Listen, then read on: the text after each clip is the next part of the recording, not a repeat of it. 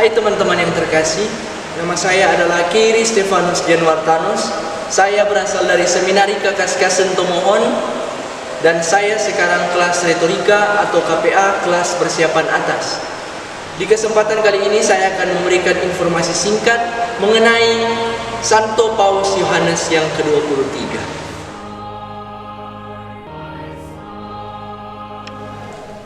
Santo Paus Yohanes ke-23 menjabat sebagai Paus ke-261 sejak 28 Oktober 1958 sampai dengan 3 Juni 1963 yang dikenal dengan Angelo Giuseppe Roncalli.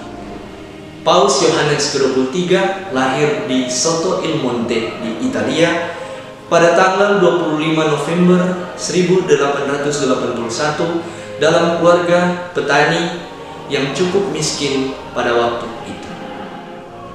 Paus Yohanes ke-23 atau disapa dengan Angelo Giuseppe masuk ke seminari menengah di Bergamo, Italia dan melanjutkan ke seminari tinggi di Roma, dan ia pun ditabiskan menjadi seorang imam pada tanggal 10 Agustus tahun 1904, dan tugas utamanya menjadi seorang imam yaitu menjadi sekretaris Uskup Agung Bergamo yang diembannya sampai pada tahun 1914.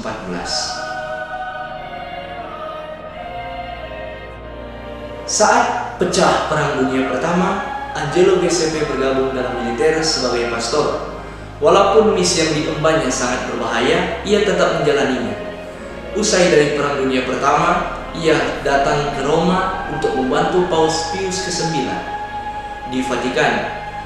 Dan pada tahun 1925 tanggal 3 Maret, ia ditabiskan menjadi Uskup Agung Areopolis.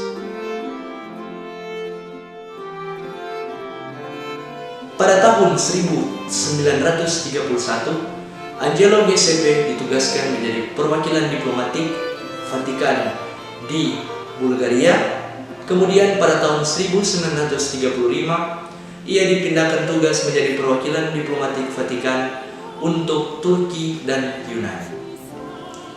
Pada tanggal 23 Desember tahun 1944, Paus menunjuknya sebagai duta kepausan ke Prancis untuk memediasi pertikaian antara kaum klerus yang konservatif dan kaum klerus yang radikal. Karena reputasinya yang gemilang, ia dilantik menjadi seorang kardinal oleh Paus Pius ke-12 pada tanggal 12 Januari 1953 dan menjadi Uskup Agung di Venesia pada tanggal 15 Januari tahun 1953. 5 tahun kemudian, secara mengejutkan, Kardinal Angelo Giuseppe Roncalli terpilih menjadi Paus pada saat ia berusia 77 tahun pada saat konklav yang digelar setelah kematian Paus Pius ke-12. Dan untuk menjadi Paus, dia memilih nama Yohanes ke-23.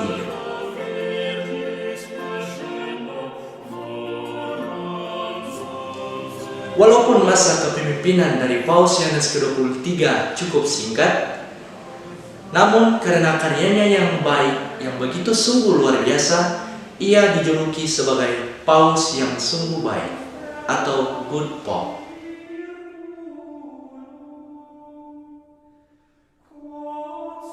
Sebagai Paus, ia sangat memperhatikan tugas pastoral untuk setiap orang, para uskup dan para imam lainnya.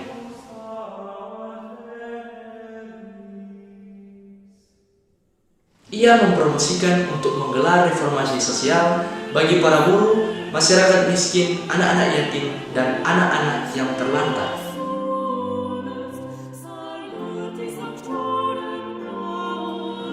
Paus Yohanes ke-23 sangat dihargai oleh para pemimpin gereja Kristen yang non-Katolik karena upaya dia untuk menyatukan kembali gereja Tuhan yang telah terpecah-pecah. Walaupun banyak tantangan yang dihadapi oleh Paus Yohanes ke-23, ia tetap berupaya untuk menyatukan kembali hubungan antara gereja Katolik dan gereja denominasi Kristen seperti Kristen Protestan, gereja Ortodoks Yunani, dan gereja Anglikan di Inggris. Pada bulan April 1959, Paus Yohanes ke-23 mengeluarkan keputusan untuk menentang gerakan komunisme. Paus mengeluarkan larangan bagi umat Katolik bagi yang memilih partai yang berhaluan dengan gerakan komunis. Paus Yohanes ke-23 pada tanggal 25 Januari 1959 mengumumkan niatnya untuk mengadakan konsili untuk membahas mengenai cara-cara untuk membaharui Gereja Katolik dalam dunia modern, mempromosikan mengenai keagamaan dalam kesatuan Gereja Katolik, dan membahas mengenai gerakan ekumenis dan liturgi. Pada tanggal 11 Oktober 1962 diadakanlah konsili besar yang kita kenal dengan Konsili Vatikan kedua, dan Paus Yohanes ke-23 disebut sebagai inisiator Konsili Vatikan kedua.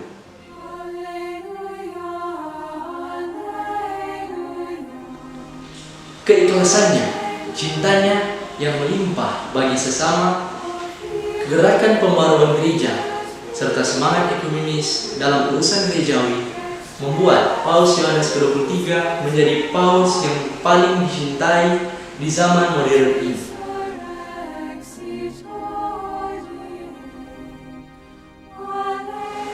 Santo Paus Yohanes ke-23 tutup usia pada jam 7.50 PM tanggal 3 Juni 1963.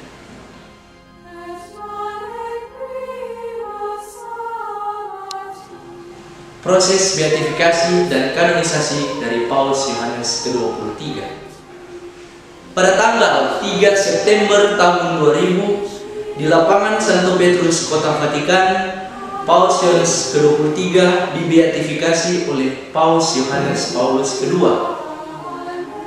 Ketika Paus Fransiskus menyatakan resmi bahwa Paus Yohanes Paulus II dan Paus Yohanes ke-23 akan dikanonisasikan, peninggalan dari mereka berdua yaitu darah dari Yohanes Paulus II yang dipakai untuk proses beatifikasi pada tahun 2011 dan sepotong kulit kecil dari Paus Yohanes ke-23 pada waktu proses beatifikasi tahun 2000. Pada waktu itu sejuta umat datang ke lapangan Santo Petrus Vatikan untuk memberi penghormatan kepada dua orang suci ini.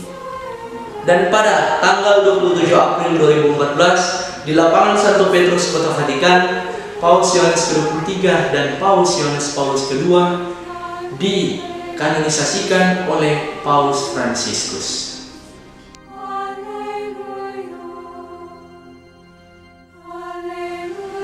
Bukti mujizat dari Paus Yohanes ke-23 adalah kesembuhan dari seorang suster dari tarekat Putri yang terkasih, yaitu Suster Katerina Kapitani. Sekian dari saya, kiranya penjelasan atau informasi yang saya sampaikan kepada teman-teman sekalian lewat video ini dapat bermanfaat bagi